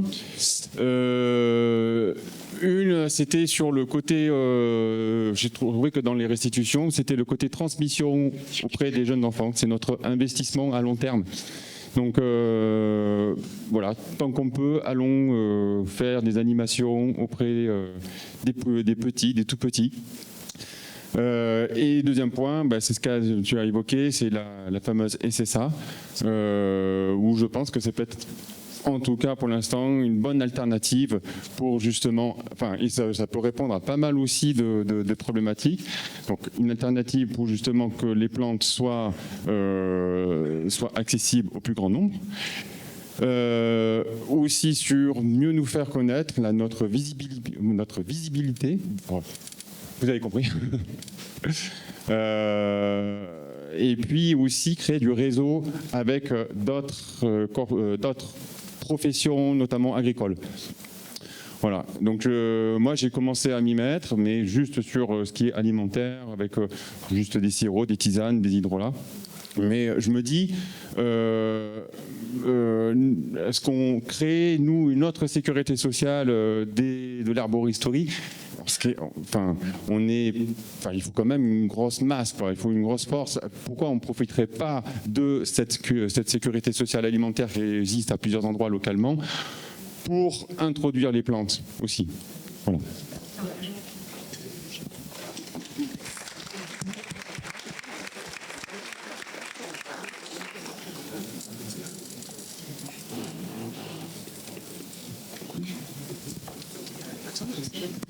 Moi, je voulais rebondir aussi sur ça qu'a dit Thierry, de quelque chose qu'on avait parlé dans notre groupe. Et moi, j'étais dans les défis environnementaux. Et concernant la éducation et la conscience de la consommation des plantes, même avant d'arriver à la sécurité sociale, déjà de comment consommer, et que c'est notre responsabilité déjà d'expliquer et de ne pas surconsommer, de ne pas consommer tout ça qu'on trouve dans toutes les étagères des pharmacies ou des supermarchés, d'amener à la conscience qu'est-ce que c'est l'huile essentielle, que ce soit dans l'usage ou dans la fabrication.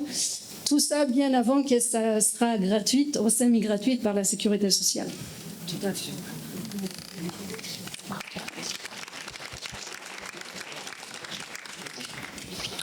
Allô? Oui, pardon. Je voulais rebondir sur la petite blague comme quoi ce serait pas mal de soigner un sportif pour qui prône dans les médias.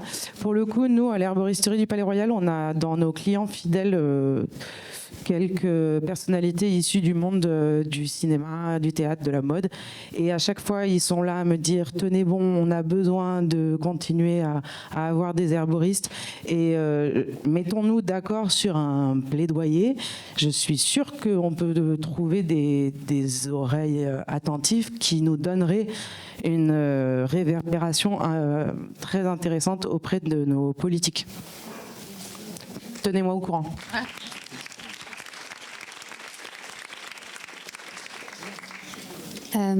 Alors moi, du coup, je voulais peut-être parler d'une ONG que j'ai découverte qui s'appelle Wild Legal et d'une personne qui est avocate et juriste, non pas en droit de l'environnement, mais en droit de la nature, et qui œuvre avec notamment Philippe Descola, qui est anthropologue de la nature, pour, en France, sur des sites géographiquement identifiés, essayer de les faire reconnaître d'identité juridique propre, ce qui pose la question de la propriété privée et aussi de notre culture ancestrale, et il se base beaucoup sur l'approche des peuples racines.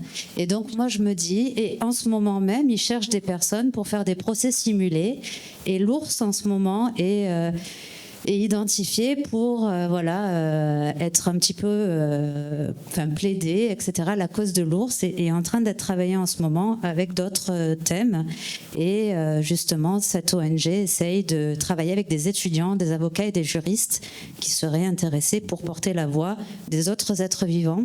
Et donc moi je me dis, est-ce qu'à un moment donné, on parlait nous dans notre groupe des droits de la plante, est-ce que par peut-être justement d'autres voix et par des avocats, des juristes, des personnes qui représentent des instances, on pourrait peut-être aussi s'aider et s'entraider pour essayer de faire parler la plante et de savoir qu'est-ce qu'elle aurait à nous dire et comment est-ce qu'elle voudrait qu'on cohabite avec elle dans nos professions.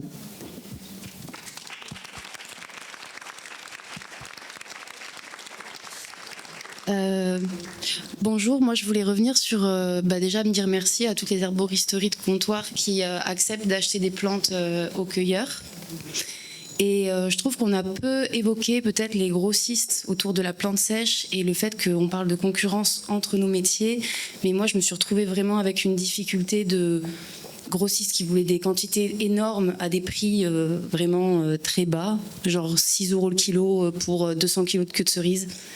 Je voulais savoir en fait comment c'était possible qu'on fasse, qu'on s'établisse une grille de prix sur lesquelles on peut s'harmoniser ou parler entre petits producteurs, et aussi faire en sorte que y ait plus de possibilités que nos plantes entières ou même coupées, elles soient vendues dans des herboristeries, et que ce soit une partie en tout cas de cette vente là quoi.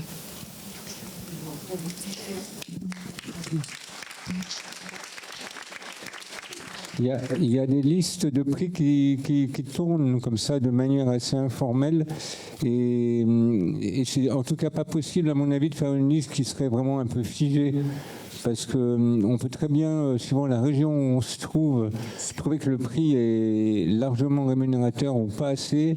Si ça fait seulement 2 ans qu'on est cueilleur, ou 4 ans, ou si ça fait 20 ans qu'on est cueilleur, en termes de rentabilité, ça peut être tout à fait différent. Donc, mais ça existe. Il y a je sais pas, ceux qui possèdent ces listes de prix peuvent en faire tourner. Moi, je sais que j'arrive plus depuis un certain nombre d'années à accueillir toutes les plantes dont j'ai besoin, donc j'en rachète. Donc, par exemple, il y a une espèce de grille indicative. Je peux très bien la faire circuler. Je crois que c'est illégal. Donc on va pas la publier sur Internet. Je crois qu'après c'est considéré comme une espèce d'entente, et je crois que c'est même pas légal, mais ça a une valeur indicative. Donc, et je suis sûr qu'il y en a d'autres. Je suis pas le seul à utiliser des listes de prix comme ça, et ça donne une idée. Mais il faut prendre ça comme un objet quand on débute, ou en tout cas, je pense que ça peut être souvent plus ou moins un plancher. Mais il faut pas être forcément surpris non plus si la première fois qu'on cueille une plante, on trouve que c'est pas du tout rentable. formidable. Parce que, évidemment, quand la première fois qu'on fait quelque chose, on n'est pas très rapide, quoi. C'est comme le piano, hein. Au début, on est content quand on fait au clair de la lune et avec un seul doigt. Et ben, les plantes, c'est un peu pareil. Donc voilà, mais ça existe.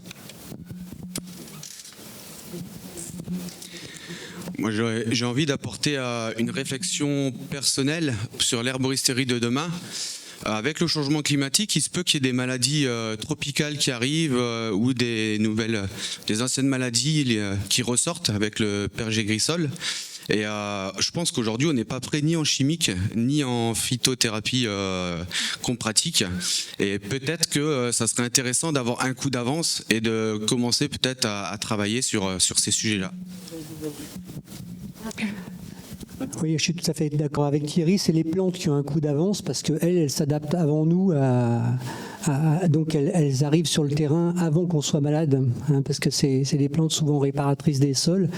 On verra demain, sans déflorer le sujet de la communication de demain, mais toutes ces plantes invasives qui correspondent à des dégradations des sols et qui sont responsables des maladies. Et c'est curieusement, ça c'est pour celui qui ne s'y intéresse pas, mais heureusement, ces plantes-là répondent à la pathologie de masse qu'on est en train de rencontrer. Et toutes ces plantes invasives, elles ne sont pas là pour nous embêter, elles sont là pour nous guérir.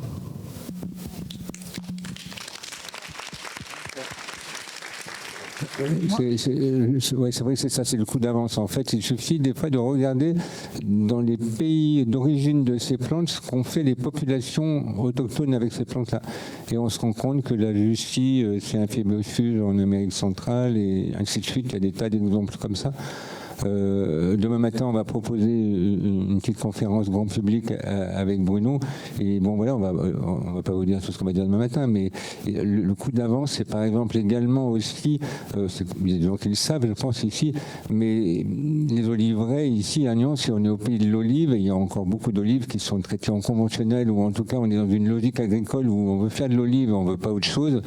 Donc on s'échine à détruire des plantes compagnes de l'olivier, soit avec des pesticides, soit avec la griffe, soit avec ça.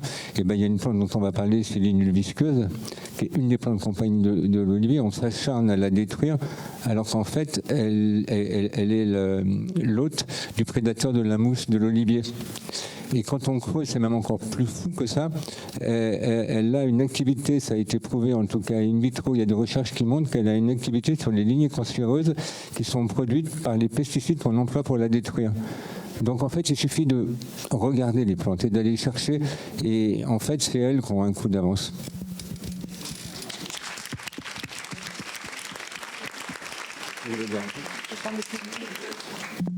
Bonjour, alors moi je suis en dernière année de formation à Underplan et du coup je voulais vraiment vous remercier tous pour ces journées qui vraiment nous réjouissent et nous rassemblent. Et pour moi ça a été très nourrissant de tous vous rencontrer et de pouvoir aussi être là à échanger avec les professionnels, avec les fédérations. Et du coup, c'était plus une envie pour la suite de pouvoir, en tant que encore étudiante en parcours d'installation progressif, de pouvoir savoir comment continuer à vous rejoindre et à militer avec vous sur tous les sujets qui ont été abordés aujourd'hui par les différentes fédérations, de savoir comment faire pour continuer avec vous et pouvoir être intégré, pourquoi pas, dans les groupes de travail ou en tout cas parce que après on peut rejoindre les associations, les fédérations, etc. Mais du coup aussi pouvoir rejoindre les différentes fédérations sans pour autant par exemple, moi je veux plus être praticienne en herboristerie, mais ça m'intéresse aussi de pouvoir travailler avec la fédération des herboristes de comptoir. Aussi avec les paysans herboristes, et du coup comment on peut faire pour tous continuer à travailler ensemble comme aujourd'hui on l'a fait, et c'était magnifique de voir tous les liens entre nous, donc voilà, merci. J'attrape le micro, comme je l'ai dit, hein, il faut adhérer aux structures et venir dans les conseils d'administration. On a vraiment besoin de monde pour faire tout ce qu'on fait, quoi. Donc dans toutes les associations, les guildes, les fédérations, on a besoin de monde. Donc vraiment, si vous êtes plein d'énergie, c'est vraiment ouvert et c'est grâce à ça, cette diversité-là. Puis moi j'ai envie de dire qu'on réinvente toujours le fil à couper le beurre, hein, parce que j'ai vu, je crois que c'est à l'Inderplan, je crois que c'est dans la bibliothèque de l'Inderplan, il y a le compte rendu de Rassemblement national des herboristes de 1937, donc 3 ans avant qu'on supprime le certificat d'herboriste. Et il faut aller regarder ça. Mais en fait, c'est des journées où il y avait, alors à l'époque, c'était Leclerc, c'était comment il s'appelait, voilà, c'était les figures un peu de l'époque, mais il y avait donc les syndicats de producteurs, il y avait les herboristes de comptoir, il y avait les médecins, il y avait les pharmaciens qui étaient là, c'est le professeur Perrault qui était là, qui représentait la pharmacie, et il a dû se passer la même chose, et on voit que dans les comptes rendus, il y a le même enthousiasme.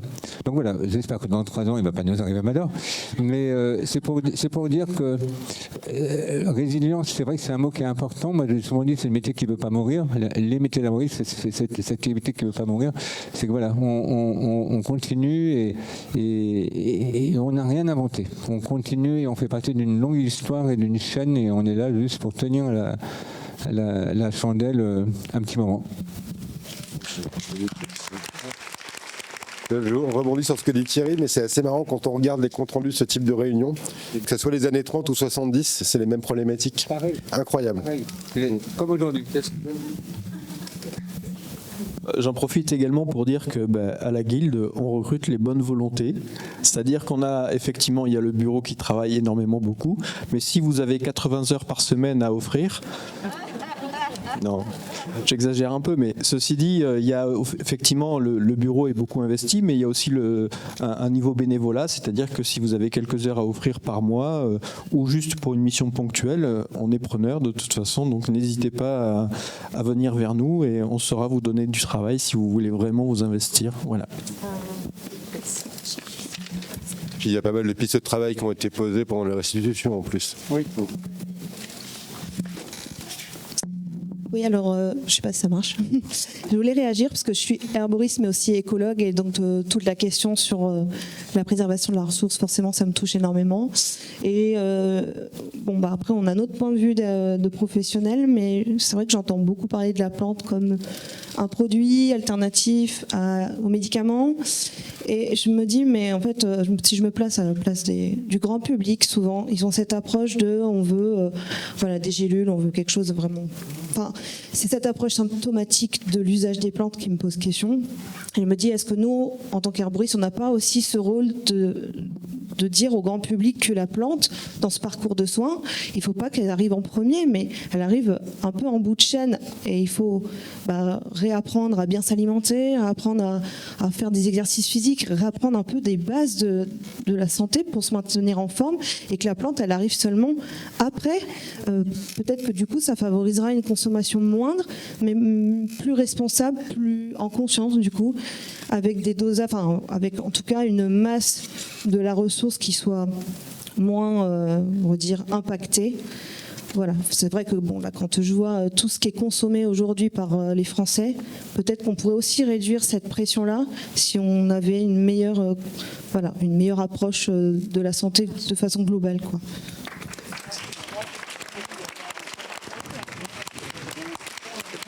Oui, alors tout à fait d'accord. D'abord, les mesures hygiéno-diététiques, mais aussi, par contre, vous avez absolument, en tant qu'herboriste, et moi, en tant que praticien, on a un rôle à jouer. C'est le rôle du conseil. Ce conseil, c'est même si on prescrit des plantes, on fait une économie phénoménale par rapport à ce que pourrait être une automédication avec des compléments alimentaires. Donc le rôle de l'herboriste, il est fondamental dans l'économie de la plante. Même s'il conseille des plantes, il les conseillera de toute façon à bon escient et de façon pertinente. Et rien que pour ça, ça vaut le coup de les conseiller.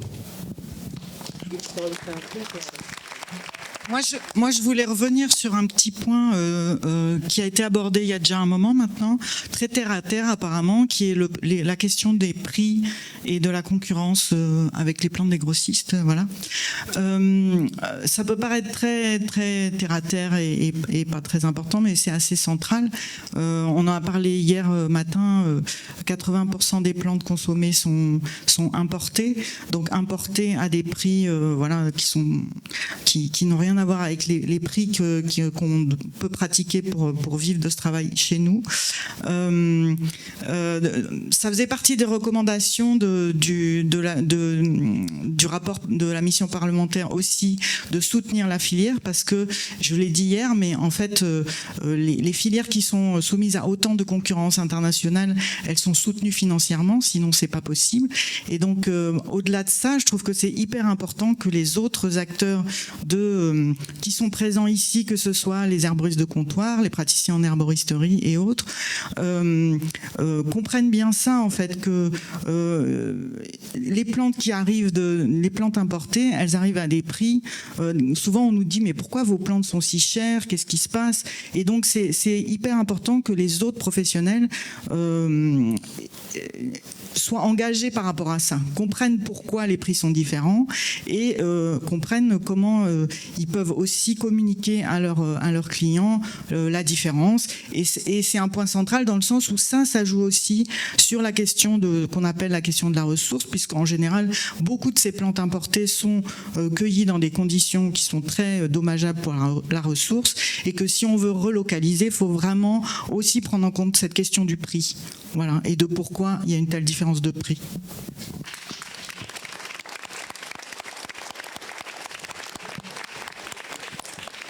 Je réagis juste à ce qui a été dit juste avant, parce que là, en tant que praticien, c'est une problématique que je connais bien, et c'est toujours comme ça que ça se passe, c'est-à-dire que la plante, elle arrive toujours en dernier, c'est-à-dire on regarde d'abord ce qu'on peut faire avant même de penser aux plantes, puisqu'on connaît les piliers de la santé, on sait sur quoi il faut agir, on regarde déjà ce qui se passe de ce niveau-là, et moi, ça m'est arrivé, en fin de consultation, j'ai le droit de dire ça, la personne repart sans plante, parce que finalement la problématique elle a été bien identifiée et il n'y a pas eu besoin de donner de plante ni d'huile essentielle, et donc voilà, donc c'est effectivement un point important qui préserve la ressource, c'est-à-dire qu'on conseiller une plante, ça doit se faire en bonne intelligence, on va le faire que s'il y a vraiment besoin de la plante, mais elle n'est pas donnée systématiquement. Même si une personne arrive en demandant une plante, on cherche à comprendre pourquoi elle la veut, et si ça se trouve elle n'en a pas besoin, ou elle a peut-être besoin d'autre chose, et je pense que c'est un sentiment qui est partagé parmi les praticiens et praticiennes, je pense. La plante elle arrive vraiment en dernier, ça serait une erreur que de vouloir la mettre tout de suite en premier. Ouais.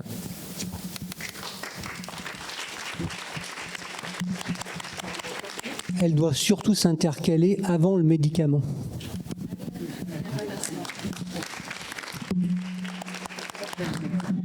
Et le terme alternatif a été prononcé tout à l'heure. Moi, je suis pas tout à fait d'accord avec cet emploi du terme alternatif aux médicaments. Enfin, c'est complémentaire. Ça peut venir en remplacement avant, mais c'est pas forcément une alternative de manière obligatoire aux médicaments. Et le fait de parler de caractère alternatif, ça, vis-à-vis des pouvoirs publics, c'est clairement pas bon. Et vis-à-vis de la sécurité du patient, c'est souvent pas bon non plus, quoi.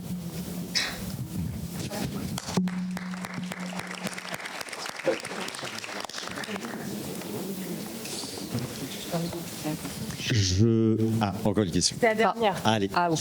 Pardon, mais du coup, je vais revenir sur des choses qui ont déjà été dites sur le sujet qu'on a évoqué actuellement. Effectivement, je pense que c'est notre rôle premier de dire aussi, d'expliquer à nos clients, du coup, le rôle de l'hygiène de vie. Et juste pour rebondir sur quelque chose qui a été dit avant, dans le sens où les herboristes ont déjà des bonnes pratiques, et des herboristes bien formés. Parce qu'il ne faut pas oublier qu'il y a aussi beaucoup de formations qui circulent sur le marché qui, je pense, ne sont pas très, très sérieuses, notamment au niveau de la naturopathie. Alors, j'ai rien contre les naturopathes, s'il y en a dans la salle, je ne vais pas me faire frapper en sortant. Mais effectivement, je pense que c'est important. Et moi, je l'ai déjà vu ou constaté, effectivement, chez des amis ou de la famille qui ont fait des consultations ou des séances et qui sont ressortis à la fin avec une liste, je ne sais pas, de 10 plantes différentes à prendre sous forme de compléments alimentaires, de PS, de plein de choses. Et effectivement, je pense que ça, c'est pas viable déjà déjà pour la ressource, mais aussi pour nos clients qui vont ressortir, qui vont encore en avoir pour une blinde alors qu'ils viennent de payer aussi aux séances. Et peut-être qu'il faut se poser cette question-là au niveau de l'accessibilité aussi du soin pour les gens. Il y a aussi cette question-là dans le fait de proposer moins de plantes ou d'essayer aussi peut-être de chercher des plantes qui vont agir sur différents systèmes à la fois, parce que parfois on peut avoir des problématiques qui vont pouvoir être traitées entre guillemets par une même plante qui va avoir des effets qui se recoupent un petit peu, et bon, voilà, ça reprend un peu ce qui a été dit. Merci. Oui, alors, là je suis tout à fait d'accord, parce qu'on a évoqué hier que le fait que les plantes pouvaient avoir un effet symptomatique, mais il y avait aussi des effets de terrain et de résolution du problème qui induit cette symptomatologie. Et toute la difficulté, c'est de faire une approche du patient qui permette de détecter justement parmi les plantes, c'est les dizaines de plantes qui existent pour une problématique, là où les quelques plantes qui seraient intéressantes. Hein. Donc on a évoqué hier le fait d'avoir par exemple des compléments alimentaires, et dans le même complément alimentaire, on a deux plantes qui sur un plan physiologique sont antagonistes. Mais comme elles ont été répertoriées agissant sur la symptomatologie pour des patients différents, eh bien, on a réuni les deux activités, mais dans une union qui n'est pas logique, qui n'est pas, je dirais, correcte, puisque l'accès à la maladie s'est fait par une des deux voies, et que en fait, on a le poison et l'antidote dans le même complément alimentaire.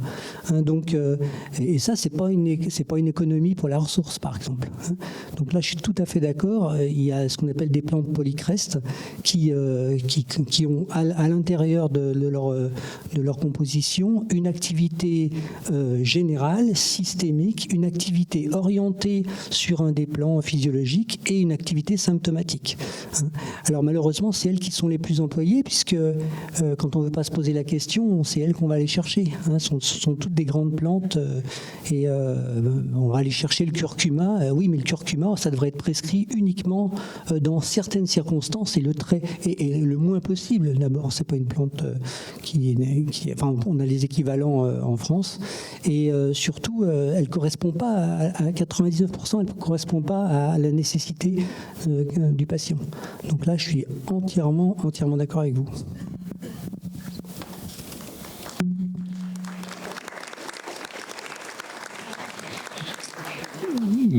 Si ça vous va, on va peut-être conclure. Moi, ce que je voulais avant de vous dire, c'est qu'on n'a pas fini. On a l'impression d'être fatigué, mais on n'est pas fatigué parce que demain, c'est une journée vachement importante. C'est une journée avec toute la société qui va être là, nos clients qui font partie de nous et qui sont vraiment essentiels.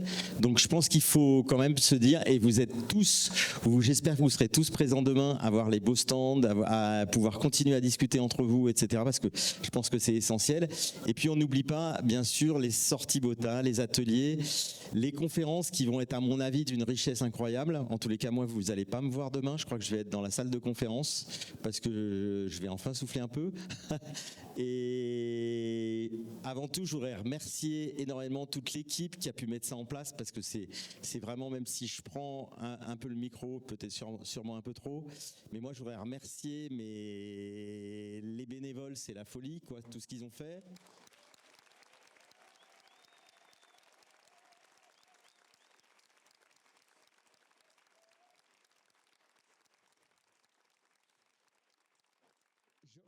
Je remercie aussi les prestataires parce qu'ils sont incroyables.